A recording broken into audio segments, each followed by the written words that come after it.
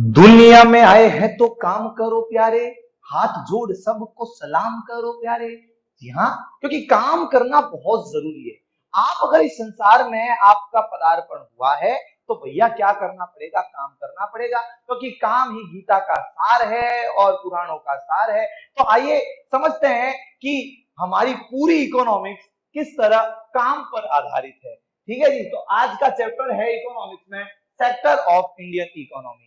तो आइए शुरू करते हैं और आपका हार्दिक हार्दिक अभिनंदन है। चलिए जी, sectors of Indian economy. Indian economy के सेक्टर्स को हम तीन सेक्टर के अंदर डिवाइड करके पढ़ते हैं, primary sector, secondary sector and tertiary sector. Primary sectors के अंतर्गत आपके एग्रीकल्चर एक्टिविटीज आती है, इसलिए इसको एग्रीकल्चर सेक्टर भी कहा जाता है। वहीं सेकेंडरी सेक्टर के अंतर्गत जो है वो आपके इंडस्ट्रियल एक्टिविटीज आती है, इसलिए इसको इंडस्ट्रियल सेक्टर कहा जाता है। और टर्सरी सेक्टर जो है वो इन दोनों के पीछे सर्विस करता है, इसीलिए इसको सर्विस सेक्टर भी बच्चों कहा जाता है। इसको और अच्छे से डिफाइन करते हैं। आइए वापस से प्राइमरी सेक्टर पर। प्राइमरी सेक्टर में कौन कौन सी एक्टिविटीज आती है? तो बच्चों प्राइमरी सेक्टर्स में एक्टिविटीज आपके आती है जो डायरेक्ट कनेक्ट होती है आपके नेचर से। नेचर से आप जैसे जैसे व्यक्ति दूर गया वैसे वैसे उसका सेक्टर क्या होता गया, अलग अलग होता गया। तो प्राइमरी सेक्टर के अंदर आ जाता है आपके, ये क्या करता है, प्रोड्यूस नेचुरल गुड्स। यानी गन्ना यहाँ पर तैयार हुआ, वो गन्ना तैयार होकर गाड़ी के अंदर भरकर कहां पहुंच रहा है, फैक्ट्रियों में पहुंचा, वहां से गुड़ बना, शक्कर बना, फिर गाड़ियों में भरकर कहां पहुंचा, दुकानों पर पहुंचा। तो ये जो सेकेंडरी सेक्टर में क्या हुआ, उसको मैन्युफैक्चरिंग हुई। यानी कि पहले तैयार था ही, आपको रॉ मटेरियल मिला गन्ने के रूप में, उसको और अच्छे से तैयार किया गया यहाँ पर। ठीक है जी, इसलिए इसको कहा जाता है प्रोड्यूस मैन्युफैक्चर्ड गुड्स। ओके।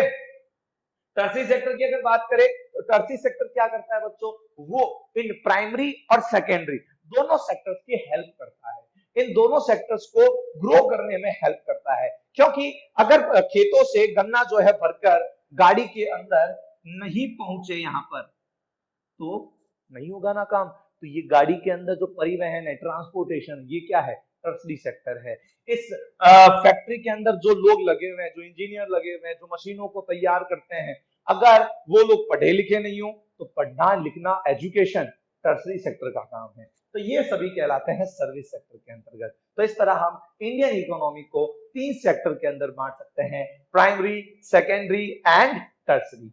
तो आइए अब इसको और अच्छे से आगे समझते हैं। देखिए बच्चों, अब आगे बढ़ते हैं और समझते हैं कि किस तरह इन तीनों सेक्टर्स को आपस में कंपेयर किया जा सकता है। तो आइए समझते हैं। देखिए, every good and service have a value. Her good and service की क्या होती है, कोई ना कोई वैल्यू होती है, कोई ना कोई मूल्य होता है, और उसका यूज जो है इन तीनों सेक्टर्स को आपस में कंपेयर करने में किया जा सकता है। और उसमें सबसे महत्वपूर्ण पॉइंट है जी जीडीपी। बताइए आपको जीडीपी के बारे में। GDP in the sum of all goods and service produce in a country in accounting year. एक साल के अंदर जितने भी गुड्स एंड सर्विस एक कंट्री के अंदर प्रोड्यूस होते हैं, डोमेस्टिक, मैंने पिछले चैप्टर में भी आपको बताया था जीडीपी और जीएनपी के अंदर डिफरेंशिएट क्या है। जीएनपी के अंदर हम जो है एक्सपोर्ट और इंपोर्ट को भी शामिल कर लेते हैं, लेकिन जीडीपी के अंदर एक डोमेस्टिक एरिया को लिया जाएगा। तो एक डोमेस्टिक एरिया के अंदर कितना इनपुट, मतलब कि आप ये एक डोमेस्टिक एरिया के अंदर जितने गुड्स एंड सर्विस प्रोड्यूस किए जाते हैं उसी को हम जीडीपी कहते हैं, उसी को हम क्या कहते हैं, ग्रॉस डोमेस्टिक प्रोडक्ट की संज्ञा देते हैं। तो आइए हम इसको और अब जीडीपी के अंदर शामिल किसे किया जाता है उसे समझते हैं, प्राइमरी, सेकेंडरी और टर्सरी सेक्टर तक होते हुए। देखिए, एक फार्मर है, इस एग्जांपल से यहां पर समझते हैं। एक फार्मर है जिसने क्या किया, वीट सेल कर रहा है। ठीक है ना, एक फार्मर है जो गेहूं जो बेचता है, ये बेच रहा है गेहूं 8 रुपीज पर केजी के हिसाब से। क्या भाव लगाया इसने, 8 रुपया प्रति केजी के हिसाब से। 8 रुपए प्रति केजी के हिसाब से इसने गेहूं किसे बेच दिए, ट्रेडर को बेच दिए। आया मंडी के अंदर, ट्रेडर को इसने बेच दिए।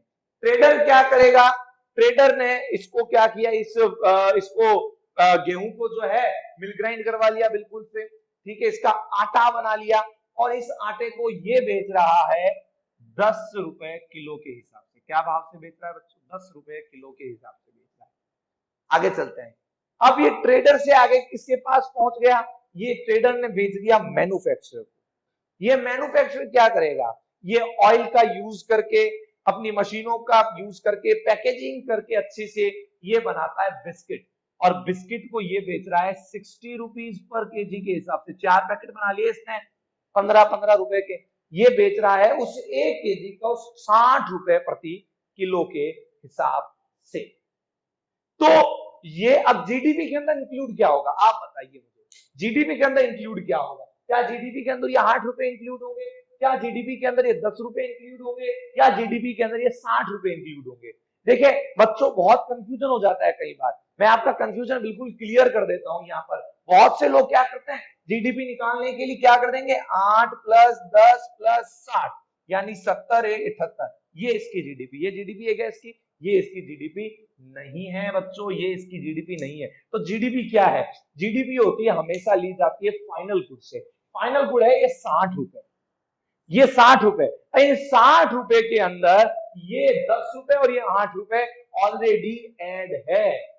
ये 60 रुपए के अंदर ये 10 रुपए और ये 8 रुपए ऑलरेडी ऐड है। इनको हम बोलेंगे इंटरमीडिएट गुड्स, और इसको बोला जाता है बच्चों फाइनल गुड्स। तो हमेशा जीडीपी के अंदर किसे इंक्लूड किया जाता है, फाइनल गुड्स को इंक्लूड किया जाता है, बिकॉज फाइनल गुड्स के अंदर इंटरमीडिएट गुड्स की सारी वैल्यू ऑलरेडी इंक्लूड होती है। आप समझ रहे हैं मेरी बात को, कि फाइनल गुड्स के अंदर इंटरमीडिएट जो गुड्स होते हैं उनकी वैल्यू ऑलरेडी इंक्लूड होती है। इसीलिए जीडीपी में हमेशा ऑलवेज किसको कैलकुलेट किया जाता है, फाइनल गुड्स की वैल्यू को कैलकुलेट किया जाता है। तो इसलिए इस 8 रुपए के मीट की जीडीपी क्या है, 60 रुपए है। 8 से 60 तक पहुंचने का सफर इसने तय किया है। इसलिए फाइनल गुड्स जो कंज्यूमर के पास जो गुड्स की रेट पहुंची है, जो फाइनल उसने कंज्यूम किया है, उसी को हम फाइनल गुड्स कहते हैं, यानी उसका आगे कोई यूज नहीं किया जा रहा है। तो इस तरीके से हम इस चीज को समझ सकते हैं। तो आपने ये समझा यहाँ पर कि किस तरह हम तीनों सेक्टर्स को क्या कर सकते हैं, कैलकुलेट कर सकते हैं। आगे इन चीजों को और अच्छे से समझने का हम प्रयास करते हैं। हमने देखा प्राइमरी, सेकेंडरी और टर्सरी ये सेक्टर क्या है, और अभी अभी हमने देखा कि इन तीनों को आपस में कंपेयर जीडीपी के माध्यम से किया जा सकता है। जीडीपी ग्रॉस डोमेस्टिक प्रोडक्ट को कहते हैं, यानी एक डोमेस्टिक एरिया में प्रोडक्शन जो है एक साल में कितना किया जाता है। जीडीपी के अंदर हमेशा फाइनल गुड्स की वैल्यू को इंक्लूड किया जाता है। Point to be noted, point को नोट कर लेना। देखिए आगे लेते हैं। तो आइए बच्चों, अब आगे देखते हैं कि टर्सरी सेक्टर जो है वो लगातार इंपॉर्टेंट होता जा रहा है। ऐसा क्यों, इसके पीछे क्या कारण है? तो हमारा इतिहास ये देखता है कि पिछले कई लंबे टाइम तक हर डेवलप्ड कंट्री जो है वो पहले प्राइमरी सेक्टर में ही संलग्न थी, यानी लोग जो है वो खेती बाड़ी ही किया करते थे और अपनी नीड्स को फुलफिल किया करते थे। फिर ये जो प्राइमरी सेक्टर पर जो भार था ये धीरे धीरे सेकेंडरी, और अब सर्वाधिक जो भार है वो टर्सरी सेक्टर या सर्विस सेक्टर के ऊपर आ गया है। तो टर्सरी सेक्टर या सर्विस सेक्टर बहुत तेज गति से आज बढ़ रहा है। हर देश जो है जहां पर टर्सरी सेक्टर जितना बड़ा है वो उतना डेवलप्ड होता जा रहा है। उसके पीछे क्या कारण है, आइए कुछ बिंदुओं को हम यहाँ पर समझते हैं। सबसे पहला पॉइंट है बच्चों, for any developing nation basic service such as the education, hospital, ports are necessary. भाई आज जो ये कोरोना काल चल रहा है, इतनी बड़ी महामारी आई हुई है, किसने सहायता दी? किसानों ने दी है, बिल्कुल ही दी है, लेकिन जो सबसे बड़ी सहायता है वो कहां से मिल रही है जी? हॉस्पिटल से मिल रही है। यानी कि हर डेवलपिंग कंट्री, हर डेवलप्ड कंट्री के लिए सबसे इंपॉर्टेंट क्या है? ये बेसिक नीड्स फुलफिल करते हैं, एजुकेशन, हॉस्पिटल एंड पोर्ट्स, और भी एक्सेट्रा जो टर्सरी सेक्टर के अंतर्गत आते हैं। और समझिए बच्चों कि भाई जैसे ये प्राइम, और अगर ये कहा जाए कि प्राइमरी सेक्टर और सेकेंडरी सेक्टर ज्यादा डेवलप्ड है टर्सरी सेक्टर से, तो भी टर्सरी सेक्टर डेवलप होता है। कैसे? कि अगर प्राइमरी सेक्टर और सेकेंडरी सेक्टर में अगर डेवलपमेंट आता है तो क्या उनको सर्विस की जरूरत नहीं है? क्या उनको ट्रांसपोर्टेशन की जरूरत नहीं है? क्या उनको ट्रेडिंग की जरूरत नहीं है? क्या उनको एडवर्टाइजमेंट की जरूरत नहीं है? क्या उनको इंफॉर्मेशन टेक्नोलॉजी की जरूरत नहीं है? तो क्या उनको दुकानदारों की जरूरत नहीं है? तो हर प्राइमरी सेक्टर और सेकेंडरी सेक्टर, प्राइमरी सेक्टर में भी आज जो किसान है वो अलग अलग प्रकार की मशीनों का यूज करता है, तो उन मशीनों को बनाने के लिए सेकेंडरी सेक्टर की जरूरत नहीं है। तो यानी कि हर सेक्टर एक दूसरे पर क्या है, फुल्ली डिपेंडेंट है। अगर मैं कहूं कि प्राइमरी सेक्टर और सेकेंडरी सेक्टर, आप एक अनुमान लगाइए बच्चों कि अगर टर्सरी सेक्टर न होता तो क्या होता। तो सोचिए कि अगर किसान केवल, अब आप देखिए कि टर्सरी सेक्टर नहीं है, किसान केवल गन्ना उगाता, मैन्युफैक्चरिंग कंपनी में वो गन्ना शक्कर बन के तैयार हो जाता, शक्कर को खाता कौन, उस शक्कर को सेल आउट कौन करता, और यहां से वहां तक सामान जाता कैसे, यानी कि ट्रांसपोर्टेशन, ट्रेडिंग, एडवर्टाइजमेंट, ये सभी किसके अंदर आता है, टर्सरी सेक्टर के अंदर आता है। यानी प्राइमरी सेक्टर और सेकेंडरी सेक्टर के डेवलपमेंट में side by side tertiary sector खुद ब खुद क्या होता जाता है, डेवलप्ड होता जाता है।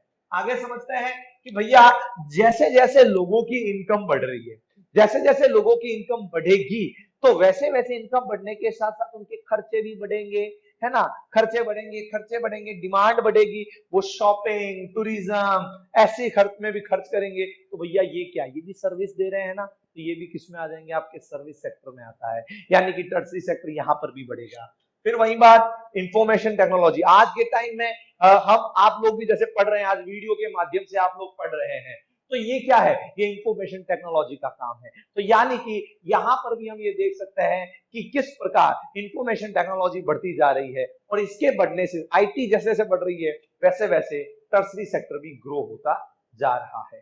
तो बच्चों हम एक चीज बहुत ही आराम से ये सीख चुके हैं कि हमारे तीन प्रमुख सेक्टर, प्राइमरी, सेकेंडरी और टर्सरी। फिर हमने ये देखा कि इन तीनों सेक्टर को कंपेयर कैसे कर सकते हैं। कंपेयर करने के लिए जरूरी था जीडीपी। जीडीपी के अंदर किसे कैलकुलेट किया जाता है बच्चों, फाइनल गुड्स को कैलकुलेट किया जाता है। फिर हमने ये देखा कि भाई सबसे इंपॉर्टेंट सेक्टर कौन सा होता जा रहा है आज, तो आज सबसे इंपॉर्टेंट सेक्टर होता जा रहा है बच्चों टर्सरी सेक्टर। तो टर्सरी सेक्टर जो है उसकी इंपॉर्टेंस इस कारण से बढ़ रही है, वो हमने ये बिंदु देख लिए हैं। अब देखेंगे हम आगे। देखिए बच्चों अब आगे और बढ़ते हैं और कुछ क्वेश्चंस लेते हैं। क्वेश्चंस क्या है, पहला क्वेश्चन हमारे सामने ये आ रहा है कि where are most of the people employed, कौन से सेक्टर में ज्यादा लोग काम करते हैं। तो बच्चों आपको सुनकर आश्चर्य होगा, आप सुनकर सरप्राइज्ड हो जाओगे कि प्राइमरी सेक्टर में 50% से ज्यादा लोग काम कर रहे हैं। प्राइमरी सेक्टर में मैं कहूं 60% ले लेता हूं, 60% हमारी पॉपुलेशन का 60% जो लोग हैं वो प्राइमरी सेक्टर में काम कर रहे हैं, यानी प्राइमरी सेक्टर पे भयंकर भार है लोगों का।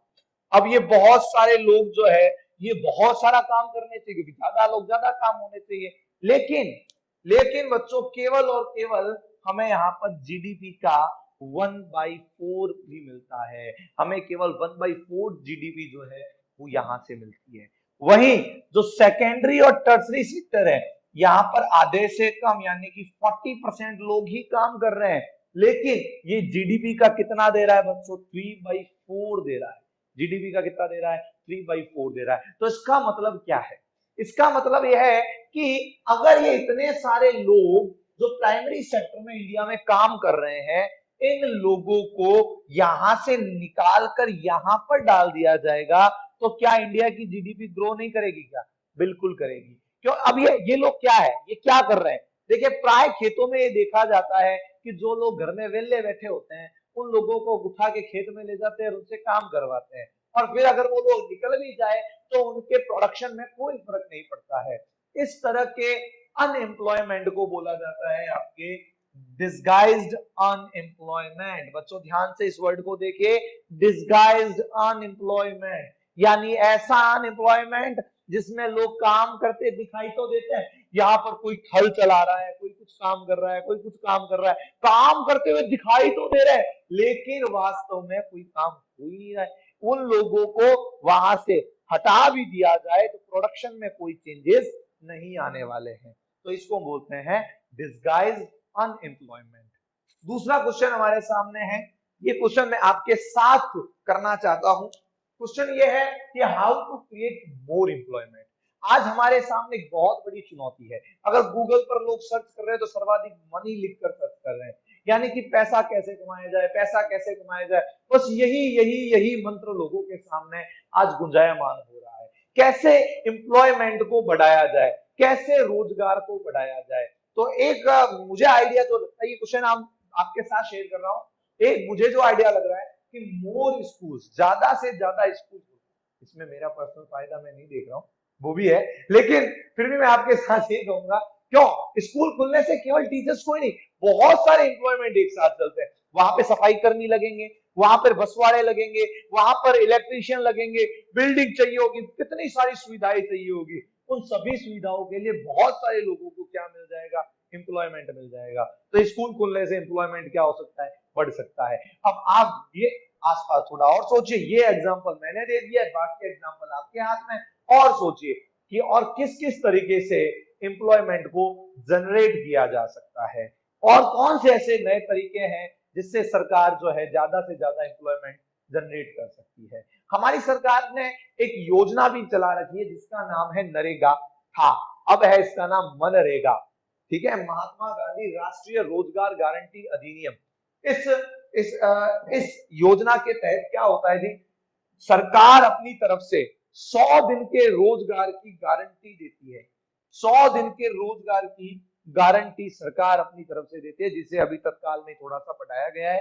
ये बढ़ाया हुआ निरंतर रहता है कि नहीं रहता, इसके लिए मैं एक बार अपनी किताबों को याद करेंगे। 100 दिन के रोजगार की गारंटी देती है, और अगर सरकार ये रोजगार नहीं दे पाती है तो इसमें क्या देती है, बेरोजगारी भत्ता देती है, अनएम्प्लॉयमेंट अलाउंसेस भी देती है। तो कुल मिला के हमने यहाँ पर ये समझा कि एम्प्लॉयमेंट कैसे कैसे जनरेट भी किया जा सकता है। तो मैं आशा करता हूं कि आपको ये चीज भी अच्छे से समझ में आई होगी कि किस तरह एम्प्लॉयमेंट जो है वो जनरेट किया जा सकता है। देखिए बच्चों, अब आगे बढ़ते हैं और ऑर्गेनाइज्ड और अनऑर्गेनाइज सेक्टर को समझते हैं कि ऑर्गेनाइज सेक्टर क्या होता है और अनऑर्गेनाइज सेक्टर क्या होता है। इंडियन इकोनॉमी के इतने सेक्टर्स को हमने समझा, प्राइमरी सेकेंडरी टर्सरी।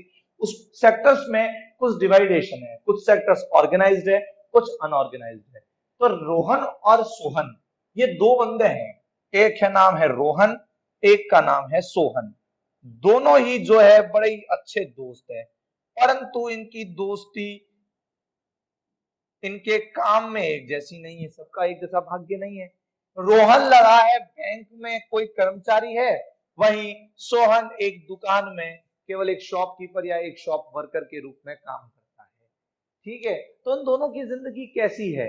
जो रोहन है वो एक ऑर्गेनाइज सेक्टर में है, परंतु सोहन जो है वो एक अनऑर्गेनाइज सेक्टर में है। तो आइए समझते हैं ऑर्गेनाइज सेक्टर्स और अनऑर्गेनाइज सेक्टर्स के बारे में। तो बच्चों देखिए कि जो ऑर्गेनाइज सेक्टर होते हैं ना, वो क्या होते हैं, रजिस्टर्ड होते हैं, गवर्नमेंट द्वारा रजिस्टर्ड होते हैं। वहीं unorganise sector not registered sector by government, government द्वारा ये सेक्टर रजिस्टर्ड नहीं होते हैं। वहीं इनमें रेगुलर एम्प्लॉयमेंट होता है।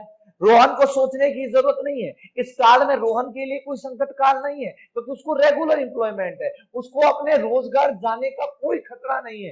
परंतु यहां पर सोहन को सोचना पड़ेगा, उसके लिए इरेगुलर एम्प्लॉयमेंट है। उसको हो सकता है एम्प्लॉयमेंट मिले, हो सकता है कि दुकान बंद हो जाए, हो सकता है दुकान में कोई घाटा लग जाए, इस कारण उसको रेगुलर एम्प्लॉयमेंट ना मिल पाए।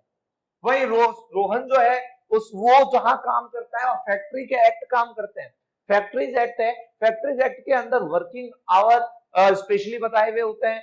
काम के लिए एक श्रेणियां बनाई होती है कि जो फर्स्ट ग्रेड कर्मचारी है वो क्या काम करेगा, सेकंड ग्रेड कर क्या करेगा, थर्ड ग्रेड क्या करेगा, हर व्यक्ति के काम की श्रेणियां भी बनी होती है। तो फैक्ट्रीज एक्ट उसको फॉलो करना होता है।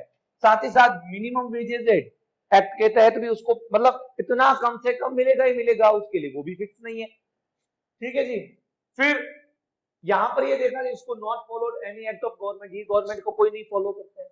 और अनऑर्गेनाइज सेक्टर में तो सोहन के साथ ये भी अन्याय हो गया। रोहन जो है वो फिक्स वर्किंग आवर, सुबह 10 बजे जाता है, शाम को 7 बजे घर आ जाता है, सुबह 10 बजे जाता है, शाम को 7 बजे घर आ जाता है।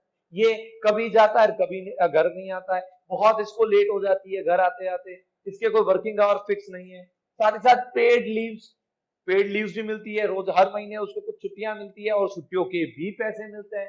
परंतु यहाँ पर अगर वो एक दिन भी बीमार पड़ जाता है तो उसके पैसे कटते हैं।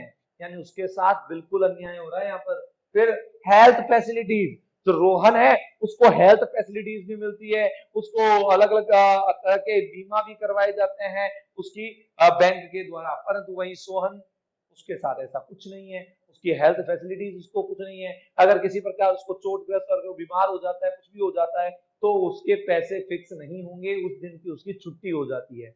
और ये भी हो सकता है कि बीमार होने के कारण लंबे समय तक दुकान नहीं आने के कारण दुकान मालिक उसको नौकरी से निकाल दे। फिर वही जॉब सिक्योरिटी, ऑर्गेनाइज सेक्टर में क्या है जी, जॉब सिक्योरिटी है, बट और अनऑर्गेनाइज सेक्टर में जॉब सिक्योरिटी भी नहीं है बच्चों। इसके एग्जांपल हो गए बैंक, स्कूल, हॉस्पिटल, और इसके एग्जांपल हो जाएंगे आपके शॉपकीपर और वेंडर। तो रोहन और सोहन की जिंदगी से हमने ऑर्गेनाइज और अनऑर्गेनाइज सेक्टर को देखा। अब इस सेक्टर को और बांटते हैं, ऑर्गेनाइज सेक्टर और अनऑर्गेनाइज सेक्टर को हम दो और सेक्टर में बांट सकते हैं। ऑर्गेनाइज सेक्टर को हम बांटेंगे दो सेक्टर, जिसका नाम है प्राइवेट और पब्लिक, प्राइवेट सेक्टर और पब्लिक सेक्टर। तो इनको हम समझते हैं कि प्राइवेट सेक्टर क्या है और पब्लिक सेक्टर क्या है। देखिए, हमने पढ़ा ऑर्गेनाइज्ड और अनऑर्गेनाइज सेक्टर के बारे में। अब हम पढ़ते हैं उन्हीं ऑर्गेनाइज सेक्टर के दो भाग और कर देते हैं, एक पब्लिक और दूसरा प्राइवेट। तो आइए समझते हैं कि पब्लिक सेक्टर क्या होता है और प्राइवेट सेक्टर क्या होता है। Public sector, it is controlled and managed by the government. जितने भी पब्लिक सेक्टर होते हैं उनको कौन मैनेज करती है, गवर्नमेंट खुद मैनेज करती है। और जो प्राइवेट सेक्टर होते हैं उन्हें कोई इंडिविजुअल या कोई फर्म जो होती है वो मैनेज करती है। वहीं पब्लिक सेक्टर जो होता है उनका एम होता है पब्लिक वेलफेयर, लोगों का भला करना, उनका जो एम है वो पब्लिक वेलफेयर होता है। वही प्राइवेट सेक्टर्स जो होते हैं उनका एम होता है मैक्सिमम प्रॉफिट जनरेट करना। अगर हम बात करें कि ये कौन सी बेसिक फैसिलिटीज अवेलेबल करवाती है, तो भैया बेसिक फैसिलिटीज रोटी, कपड़ा, मकान, शिक्षा और चिकित्सा, ये पांच है, यही पांचों अवेलेबल करवाएंगी ये, एजुकेशन, हेल्थ, फूड और सिक्योरिटी। वहीं प्राइवेट सेक्टर्स जो होते हैं वहां पर प्रोवाइड कंज्यूमर गुड्स प्रोवाइड करवाएंगे। इसके एग्जांपल हम इंडियन रेलवे, बीएसएनएल एक्सेट्रा ले सकते हैं। इसके एग्जांपल रिलायंस, टिस्को आदि जो कंपनियां हैं उनको लिया जा सकता है। तो ये था हमारा पूरा चैप्टर, जिसके अंतर्गत हमने समझा इंडियन इकोनॉमी के अलग अलग सेक्टर के बारे में। आइए जल्दी से क्विक रिवीजन लेते हैं हम। सबसे पहले हमने बात की इंडियन इकोनॉमी के तीन सेक्टर, प्राइमरी, सेकेंडरी और टर्सरी के बारे में।